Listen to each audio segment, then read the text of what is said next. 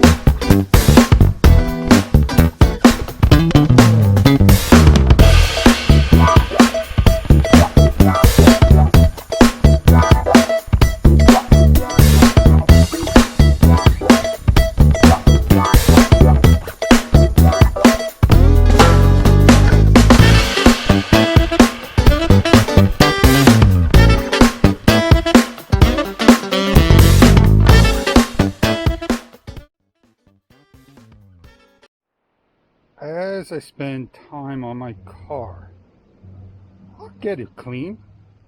I'll do a good job. I'm happy it's nice and shiny on the AC plug, but I'm not happy over here. I think it's the fuel pump. This part here and the pipe that goes along is all rusted out. And I'll show you a picture of it. But I still got to get in there, and I still got to do a lot of polishing and scrubbing. This was all dirty, all clean now. It takes a lot of time.